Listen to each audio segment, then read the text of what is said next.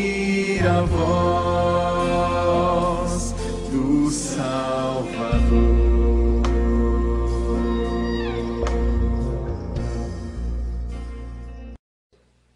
Capítulo 11, versículo 11 diz assim, capítulo 11, versículo 14 diz assim: de outra feita, estava Jesus expelindo um demônio que era mudo.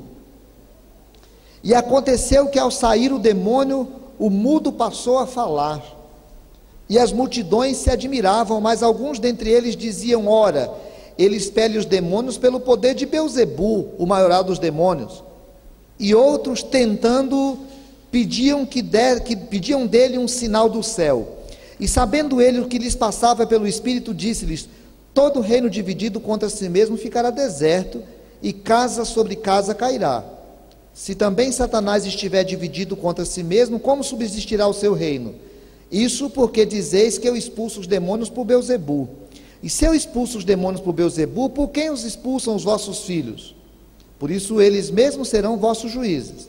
Se porém eu expulso os demônios pelo dedo de Deus, certamente é chegado o reino de Deus sobre vós. Quando o valente, bem armado, guarda a sua própria casa, ficam em segurança todos os seus bens. Sobrevindo, porém, o mais valente do que ele, vence-o, tira-lhe a armadura em que confiava e lhe divide os despojos. Quem não é por mim, é contra mim, e quem comigo não ajunta, espalha. Quando o espírito imundo sai do homem, anda por lugares áridos, procurando repouso, e não achando, diz: voltarei para minha casa de onde saí. E tendo voltado, a encontra varrida e ornamentada. Então vai ele e leva consigo outros 7 espíritos piores do que ele, e entrando habitam ali. O último estado daquele homem se torna pior do que o primeiro. Ora, aconteceu que ao dizer Jesus essas palavras, uma mulher que estava entre a multidão exclamou e disse-lhe: bem-aventurada aquela que te concebeu e os seios que te amamentaram. Ele, porém, respondeu: antes, bem-aventurados são os que ouvem a palavra de Deus e aguardam. Como afluíssem as multidões, passou Jesus a dizer: essa geração é perversa. Aliás, essa é geração perversa. Pede sinal, mas nenhum sinal lhe será dado senão de Jonas. Porque assim como Jonas foi sinal para os ninivitas, o Filho do Homem o será para essa geração. E aí vem umas palavras sequentes. Olha, quando eu era criança, me converti ainda com 7 anos de idade. Fui frequentar a igreja. Portanto, já se vão lá 37 anos. Eu tenho 44, 37 anos eu me converti. E eu via os missionários americanos e via alguns irmãos missionários brasileiros que passavam na nossa região, como o seu Avelino, pastor Paulo era um americano, a missionária Sharon, pessoas que falavam do cristianismo como algo muito especial, como algo muito importante. E naquela época falava o cristianismo como uma batalha, uma luta, alguma coisa que se travava no mundo e que a gente tinha uma bandeira hasteada que a gente tinha que levantar, era um pendão real que a gente cantava, eu tinha que levantar e servir, eu tinha que trabalhar. O cristianismo era falado como uma coisa mais aguerrida, mais confrontadora. Havia uma realidade difícil que precisava ser confrontada e eu estava sendo convocado para essa batalha. Depois de um tempo, nós fomos deixando de falar de igreja como missões que estavam transformando a realidade e passamos a falar de um povo que lutava, mas lutava agora com louvor. Então nós passamos a ser o povo do louvor. A igreja cantava: o nosso general é Cristo, e a igreja cantava que Deus está levantando um grande exército, e esse exército era através do louvor. Então nós passamos a ser a geração do louvor. Depois nós fomos transformando essa geração do louvor na geração da adoração. Nós somos agora um povo que adora, um povo que fecha os olhos, enchem os templos no domingo à noite, levantam as mãos e falam com Deus e adoram ao Senhor, engrandecem ao Senhor. Por último, nós estamos agora na fase do apaixonado. Nós somos meio apaixonados por Jesus. Nós cantamos os nossos cânticos quase com as letras da Bossa Nova ou da Jovem Guarda, aquela coisa do: ai Senhor, eu te amo, eu te toco, eu te pego, eu boto no colo, eu deito no teu colo, assim, nós fomos ficando assim, E parece que o cristianismo foi se tornando uma coisa meio comum, meio normal, meio aceita por todo mundo, meio interessante, e os cristãos vão sendo quase que promovidos. Na época do início da igreja, especialmente nos 3 primeiros séculos, quando alguém se batizava era um terror, era um problema para a família, porque quando uma pessoa se batizava, ela passava a correr risco de morrer. Então, batismo se parecia com morte, batismo significava confronto, e aí o cristianismo foi ganhando um sentido diferente, porque ao longo do tempo, cristianismo já não é mais confronto. E aí eu sou convidado a pensar num cristianismo que seja relevante. Eu preciso pensar isso, irmão. Eu preciso pensar isso, eu preciso pensar na minha vida e pensar, para ser crente, não basta ser um crente do não pode, porque também na igreja, mesmo da minha época, nós passamos mais tempo falando o que não pode fazer do que o que deve fazer. Era muita gente falando não pode beber, não pode jogar, não pode dançar, essa parte eu nunca concordei, mas tudo bem, não pode dançar, não pode fazer isso, não pode fazer aquilo, não pode fazer aquilo, nós ficamos muito tempo gastando no que não pode fazer. E eu tenho pensado muito na minha vida e pensado num cristianismo que seja relevante a partir daquilo que o Cristo fez. Nesse texto eu queria chamar a atenção para o primeiro fato. Cristo agiu, fez alguma coisa em favor dos desfavorecidos. Jesus, ele veio na terra para salvar o homem dos pecados. A Bíblia fala que Jesus salvaria o seu povo dos pecados deles. Então Jesus veio na terra prioritariamente para salvar o homem dos seus pecados. Porém, Jesus veio não apenas fazer isso, ele veio estabelecer o seu reino, porque a Bíblia diz que o mundo jaz no maligno e diz que tem um príncipe que agora atua nos filhos da desobediência. Tem um príncipe desse mundo, tem um espírito que sai atuando nesse mundo, e o espírito mundano, que a Bíblia chama de Satanás, o pecado transformou o mundo num negócio esquisito, transformou o mundo num espaço de desarmonia, de injustiça, onde o homem acerta um negócio aqui e desacerta outro lá. O homem toma uma decisão aqui, e essa decisão vai ser muito importante para não sei o quê, mas ela desajusta outra coisa e gera um monte de outros problemas. Problemas que passam de ecologia à moralidade. Problemas que passam de economia à política. Problemas que passam de psicologia à filosofia. O mundo é um negócio estranho, porque é alguma coisa espetacularmente bonita no seu estado de criação, mas um mundo que parece em putrefação, um mundo que parece em apodrecimento, um mundo que parece em alguma coisa que vai se transformando cada vez em algo pior. Nós descobrimos tantas coisas, criamos tantas coisas, mas durante um tempo a filosofia, especialmente no início do século XIX, final do século XVIII, acreditava que estava surgindo um homem novo, um super-homem, um homem que não estava mais agora sob o domínio da teologia eclesiástica, mas um homem que agora estava se tornando o centro do universo pela razão, e era capaz de transformar esse mundo em alguma coisa muito boa, e o mundo está ficando cada vez pior.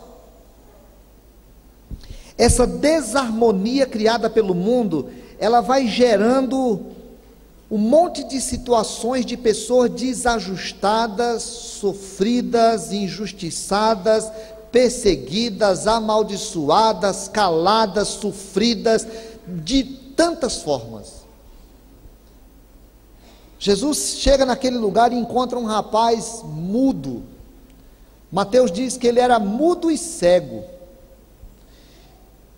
Uma pessoa muda naquele tempo era uma pessoa que tinha uma deficiência, era considerada amaldiçoada. Alguém que olhasse um mudo dizia que ele era amaldiçoado, um cego era amaldiçoado, um paralítico era amaldiçoado, era alguém largado pela sociedade de alguma maneira. Jesus passa e vê aquele homem daquela forma, e a Bíblia diz que ele resolveu curar aquele rapaz. Mas a Bíblia fala de pessoas doentes, que foram curadas por Jesus, mas fala de pessoas doentes que estavam endemoniadas, e Jesus também vai curar essa pessoa do demônio. E ela expulsa o demônio do rapaz. Porque Jesus não tem prazer em ver ninguém sendo maltratado por Satanás. Jesus não tem prazer em ver o resultado do mundo decaído. Jesus não tem prazer em ver qualquer tipo de manifestação da queda, porque qualquer tipo de manifestação da queda é contrário à proposta de Deus. No dia que Jesus viu Lázaro morto, ele sabia que iria ressuscitá-lo, mas ele chora, porque ver o efeito do pecado na humanidade é alguma coisa triste para o Criador. Um Deus que criou, ama sua criação. E um Deus que ama a sua criação não tem prazer em qualquer tipo de manifestação contrária à vida. Se o Evangelho é vida, o não Evangelho é morte. É preciso que a gente tome alguns cuidados. Primeiro, a gente precisa compreender que na época bíblica, Satanás teve uma manifestação, teve uma reação maior do que em outros tempos. No Velho Testamento não tinha manifestação de demônios.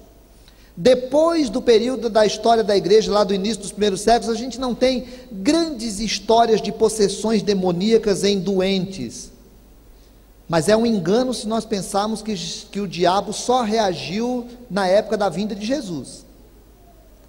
Segundo engano, é uma besteira a gente pensar que essas manifestações espetaculares do diabo, em que o diabo resolve se humilhar entrando numa igreja e participando de um programa de televisão como se fosse uma besta, é uma besteira a gente pensar que essas manipulações de condições psicológicas diminuídas sejam necessariamente a única forma de Satanás se manifestar. Muitas delas são manipulações de artistas que querem aparecer. Muitas delas são manifestações de pessoas sofridas de alguma coisa e que acabam sendo induzidas pela mídia. Muitas delas são enganações mesmo, são mentiras. Nós tínhamos um conhecido nosso lá no São José, que de vez em quando ele se manifestava com um demônio nele. Ele tomava umas cachaças, o demônio vinha. A mulher foi até sogra do Elias durante um tempo. A mulher dele amarrou ele num pé de manga, deu uma peia nele com um ramo de roseira, nunca mais ele pegou o demônio lá. Ela tirou na peia lá. Muitas dessas coisinhas são mentiras, são enganações. Agora, ao mesmo tempo, há um outro engano que a gente tem que tomar o cuidado de não pensar que Satanás só age, que Satanás só lidera, que Satanás só atua através desses pobres coitados que mudam a voz e ficam gritando de alguma maneira diferente em algum lugar. Não se assustem. Foi pensado. É um engano da nossa parte pensar que Satanás fica se manifestando dessa maneira. Ele nem só agiu naquela época, nem só age daquela forma, e nem deixa de agir hoje. Satanás age hoje muito mais através dos sistemas, os sistemas que manipulam consciências, os sistemas que manipulam o jeito de pensar, os sistemas que manipulam a economia do mundo, os sistemas que manipulam os conceitos sexuais do mundo, os sistemas que manipulam a forma do mundo tratar a própria natureza, os sistemas que fazem com que as pessoas tratem umas às outras, os sistemas que fazem com que nós tratemos a economia da nossa casa ou a economia do nosso bairro. Satanás age através dos grandes poderes, os poderes que passam pelas estruturas políticas, os poderes que tratam das estruturas judiciárias, os poderes que tratam das estruturas eclesiásticas, os poderes que tratam de tudo quanto é coisa no mundo, e que às vezes a gente fica preocupado com aquela pessoa, se aquela pessoa está endemoniada ou não, e nós não paramos para pensar a direção que Satanás faz através dos grandes sistemas e que manipulam pessoas, destroem pessoas, estragam pessoas, e nós somos o sal da terra. E nós somos a luz do mundo. E eu, e você, Amanda, e você que um dia fez um compromisso pessoal com Jesus, nós lemos lá no começo que a Bíblia fala que nós somos a luz do mundo, que nós somos o sal da terra, que ser cristão não é ficar num cantinho pedindo para Deus, pelo amor de Deus, me dá um carro, pelo amor de Deus, cura a minha dor de cabeça, pelo amor de Deus, me dá um casamento, pelo amor de Deus, resolve meu casamento.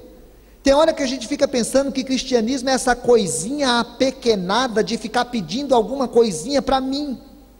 Nós não entendemos que o cristianismo é uma proposta de reino de Deus que vai passando, e por onde vai passando, vai vendo pessoas desfavorecidas, vai vendo pessoas atingidas por qualquer tipo de ação, resultado da queda, e nós vamos fazendo alguma coisa como declaração de amor ao mundo criado. Quando eu vir algum tipo de injustiça, quando eu vir algum tipo de manipulação do outro, eu preciso fazer alguma coisa em relação ao outro, porque aquilo é um anti-reino, porque aquilo é um mundo decaído na sua estrutura, porque aquela é uma forma de viver que não dignifica o Criador. Quando eu fui lá na zona, em Salvador, com uma freira que trabalha na recuperação de prostitutas, e eu olhei aquelas mulheres coitadas, sofridas, num ambiente sujo, num ambiente podre. Eu não fiquei angustiado com a moralidade de alguém que tinha cometido algum pecado.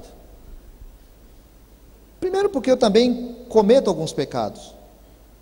Segundo, porque eu convivo com um monte de gente que comete vários tipos de pecado que não sexuais. Eu fiquei estarrecido com a miséria humana, não a miséria do dinheiro, a miséria do estado emocional de uma pessoa que vai viver naquele ambiente. Aquilo é um anti-reino, aquilo é um mundo decaído na sua clareza mais específica. E aí eu tenho que parar e pensar que tem um papel nessa história.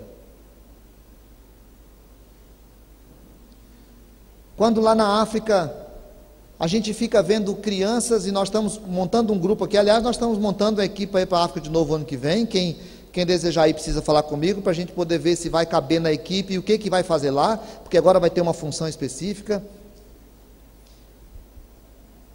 E aí nós estamos montando um projeto de agricultura familiar, numa região muito pobre lá, de Moçambique. E aí na hora que a gente definiu o que a gente precisa fazer, precisa comprar semente, precisa comprar material, precisa arrumar técnica, precisa não sei o quê, e aí precisa comprar alimento para as pessoas, porque eles não têm o que comer. E aí nós precisamos fazer uma campanha, porque nos Estados Unidos, na Europa, no Brasil, nós estamos comendo demais. Agora a gente passa um problema, porque agora vai chegar o final do ano, e a gente vai comer muito. E nós já precisamos fazer regime, porque agora final do ano nós vamos comer muito.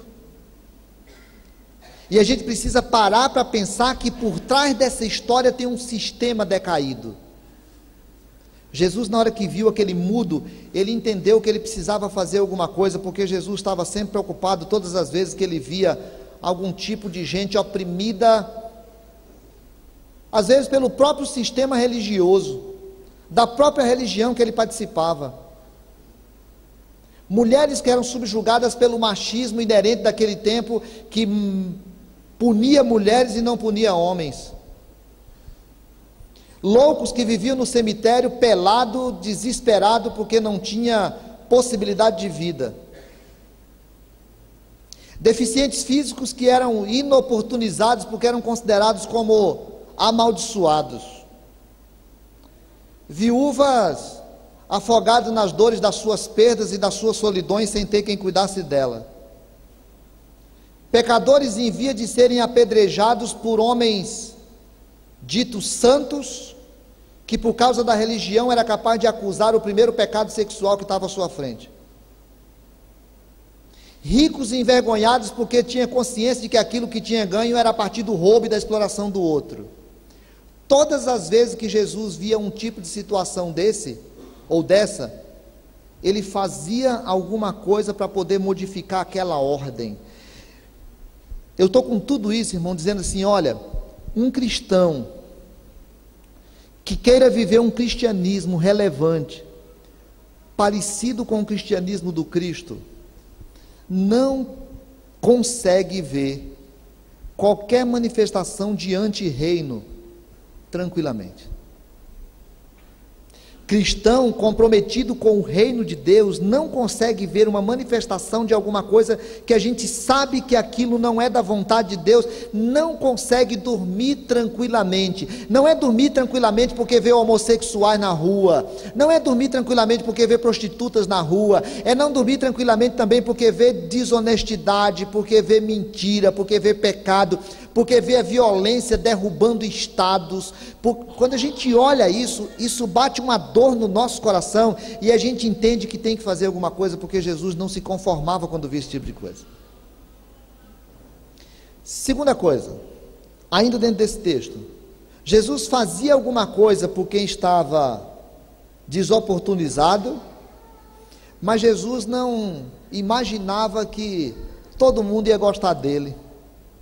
A Bíblia diz que ele acabou de fazer o milagre, ele expulsou o demônio. Na hora que ele expulsou o demônio, um monte de gente ficou admirado. Um monte de gente olhou, admirado por aquilo que Jesus tinha feito. Olha que legal! O cristianismo tem isso. O cristianismo tem muita coisa bonita. O cristianismo tem muita coisa interessante. O cristianismo tem muita coisa que faz a gente olhar e falar assim, pá, que legal que o cristianismo existe no mundo. Nós hoje não consideramos mais a pena de morte uma coisa normal. Nós agora não temos mais sacrifícios humanos no mundo como uma coisa aceitável. Nós agora já falamos de justiça social. Nós agora falamos de família. O mundo melhorou depois do cristianismo. O mundo tem muita coisa boa por causa do cristianismo. Nós conseguimos olhar para Francisco de Assis e falar, pá, olha que coisa linda, um homem parecido com Jesus na terra. Essa semana eu vi uma frase bonita, porque diz que o Dom Helder Câmara, aliás eu ouvi falando, o Dom Helder Câmara falava que uma vez ele estava prostrito de falar no Brasil e era convidado para falar em grandes assembleias no mundo inteiro, e ele dizia que às vezes tinha que entrar num auditório que sabia que seria ovacionado, todo mundo bateria palma dele, seria um negócio muito palma para ele, e seria um negócio muito legal, e ele, para não ser tentado pelo pecado da arrogância, né, da vaidade, ele diz que antes de entrar ele fechava os olhos e falava assim, Jesus, nós estamos ligados um ao outro, porque eu me uni a ti, agora nós vamos receber palmas, então eu vou entrar e nós vamos receber a palma, o Senhor é o Senhor entrando em Jerusalém e eu sou o jumentinho que vai entrar aqui. E aí eu entrava como jumentinho e as pessoas batendo palma e eu pensando que Jesus estava ali. Para mim isso é sinal da presença do cristianismo na terra. Que coisa linda! Pessoas olharam para Jesus naquele dia e falaram, olha que legal, ele curou o rapaz. O cristianismo precisa fazer coisas que as pessoas se encantem e admirem. O cristianismo precisa ser esse espaço de testemunho de que Jesus já passou aqui na terra. Nós precisamos fazer cada vez mais, irmãos, cada vez mais, cada vez mais. A igreja tem de parar de fazer muito culto e fazer muita prática lá fora que demonstra Jesus. Nós fazemos culto demais, culto demais, culto demais. A gente precisa entender que cristianismo não é o tanto que a gente adora, é o tanto que a gente serve. Adorar é só uma forma de reconhecer a grandeza do seu Deus. Adorar é só uma forma da gente se humilhar na presença de Deus, para poder sair dali para servir. Então nós vamos lá fora para servir, e a gente precisa fazer muitas coisas, em vários lugares. Lá no nosso trabalho, lá na nossa escola, lá na política, lá no banho, qualquer lugar que nós vamos para a África, vamos lá no Mariana, vamos no Aponian, vamos fazer muita coisa, que as pessoas possam olhar e falar assim: olha que legal, eles são cristãos, porque Jesus diz assim: quando eles virem as vossas boas obras, eles glorificarão o vosso Pai que está nos céus. E a Bíblia diz que nós fomos salvos para as boas obras. Nós precisamos fazer muitas coisas que façam as pessoas admirarem o cristianismo, mas é preciso que a gente compreenda que nós nunca vamos ser unanimidade, porque Jesus nunca foi unanimidade.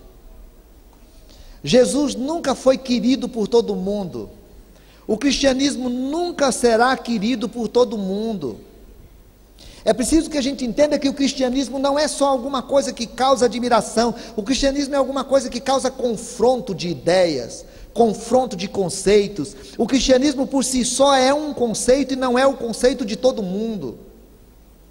E nós não podemos cair nessa esparrela de achar que nós vamos ser queridos e precisamos fazer só o que as pessoas gostam, e precisamos fazer só o que as pessoas concordam, porque tem hora que nós vamos estar fazendo o bem e as pessoas vão estar interpretando como o mal.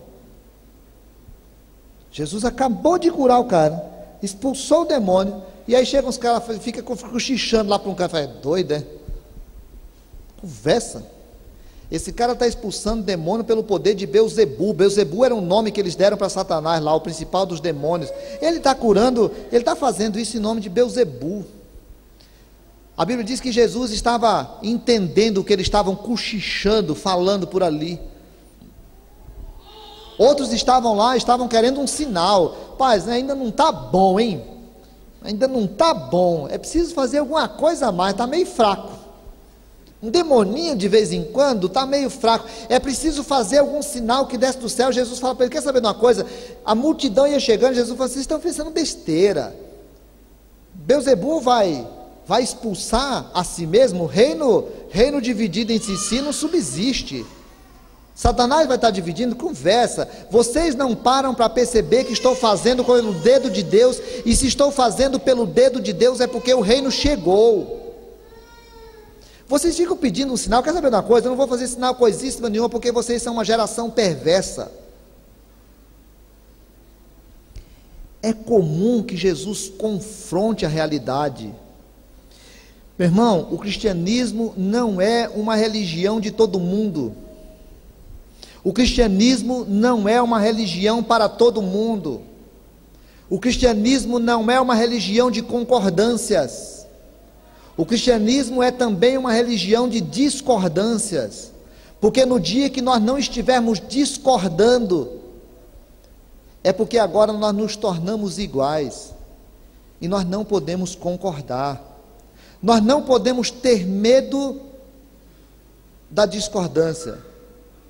Precisamos sempre respeitar os conceitos, mas não somos chamados para concordar com os conceitos, porque às vezes os conceitos são de uma geração perversa, que fica querendo qualquer coisa menos a presença de Deus.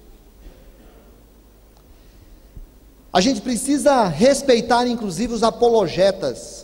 Os apologetas são esse povo que fica estudando Bíblia, procurando picuinha e procurando coisinha para ficar brigando com o mundo. Eu, por exemplo, não gosto muito desse negócio, mas a gente precisa respeitar essas pessoas, porque eles ficam estudando a verdade para poder fazer um confronto conceitual com a verdade. A gente vive num mundo que parece que a ciência se sente capaz de dar todas as respostas para todas as coisas, e não é verdade. A gente pergunta se isso é científico ou não é científico, porque se não for científico, não é verdade. E a definição de ciência foi inventada a partir de René Descartes no século XVII, e antes não tinha essa definição de ciência, e portanto a verdade não é uma verdade inventada só pela ciência, porque a ciência até hoje não sabe repetir no laboratório o amor, e nem por isso o amor não deixa de ser verdade. A gente precisa sair desse mundinho que acha que o filósofo fulano de tal falou alguma coisa, como se a filosofia conseguisse abarcar todas as verdades, e eles encontram todas as verdades em todos os conceitos. A gente precisa sair desse mundinho de achar que a psicologia tem todas as respostas sobre o ser humano, como se a psicologia fosse em si alguma coisa divina e não algo também humano. A gente precisa sair desse mundinho de achar que as religiões todas são verdadeiras, porque todas levam a Deus, ou as coisas se submetem à palavra de Deus, ou nós transformamos o nosso conceito em alguma coisa submissa à palavra de Deus, por mais antiquada, por mais ridícula que pareça ser a palavra de Deus dentro do conceito moderno, ou nós não vamos viver cristianismo.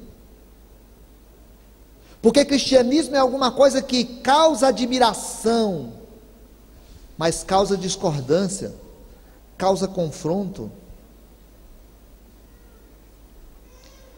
E aí lá no São José, quando as pessoas me convidaram para ser crentes, me convidaram para fazer uma marca de diferença,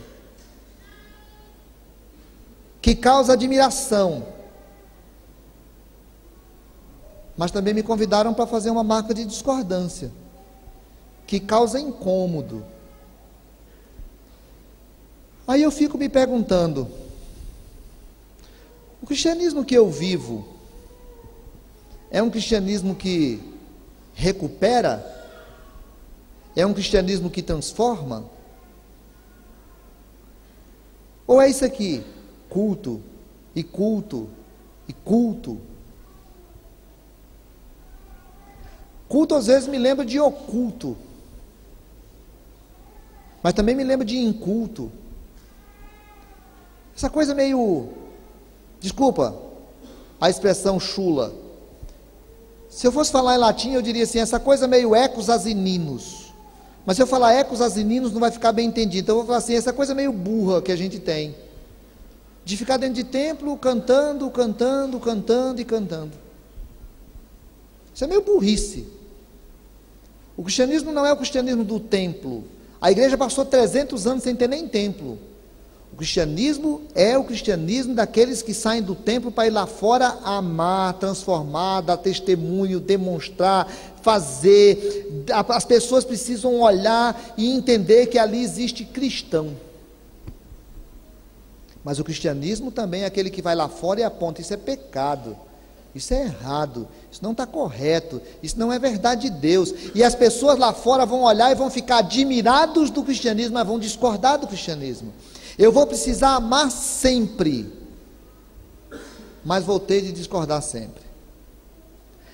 Eu vou convidar o louvor para cantar uma música, aquela música que a gente cantou por último, se é que é possível ainda. Pode ser? Eu achei essa letra da outra vez que cantou muito complicada. E hoje eu achei mais complicada ainda. Porque ela fala de um cristianismo que é para eu viver lá fora. E eu confesso que não sei viver muito aquilo ali não, eu tenho que aprender muito.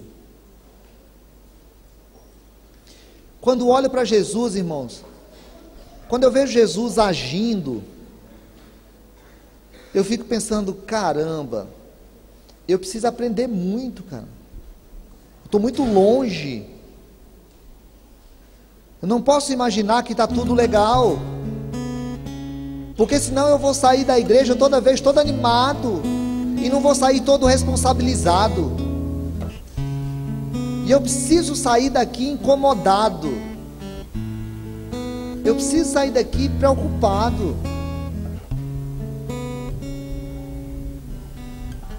Não porque Jesus espera pessoas perfeitas, mas porque Jesus espera pessoas comprometidas. Meu irmão, Jesus não espera que você seja perfeito, mas Jesus espera que você seja comprometido. Se alguém quer vir após mim, negue-se a si mesmo, tome a sua cruz e siga-me. A santidade, a perfeição é uma demanda para a nossa vida, mas só tem santidade os comprometidos. O problema é que alguns santos entenderam que santidade é descomprometimento, é ficar contemplando, e santidade que não leva a comprometimento é fuga. Comprometimento sem santidade é espiritismo. Mas santidade sem comprometimento é fuga. Então, cada vez que eu abrir a minha boca, cada vez que eu olhar na direção de alguém, cada vez que passo a passo eu chegar em algum lugar, seja a tua voz, sejam teus olhos, sejam os teus pés, cada vez que eu tocar num rosto em pranto, cada vez que eu fizer o que já não se faz, cada vez que em silêncio eu doar a outra face, sejam tuas mãos, seja tua graça e o teu amor. Eu quero te servir, eu quero te obedecer, viver tua vontade, refletir tua verdade, te honrar com minha vida e em tudo te adorar. Mestre, amigo, amado Jesus, esse é o meu querer. Irmãos, eu estou convidando a mim, estou convidando a você, no nome de Jesus, a se comprometer com uma causa, a se comprometer com um projeto de Deus, que faz Porto Velho ser melhor, porque nós estamos aqui, porque nós vivemos aqui. Vamos ficar em pé? Vamos cantar?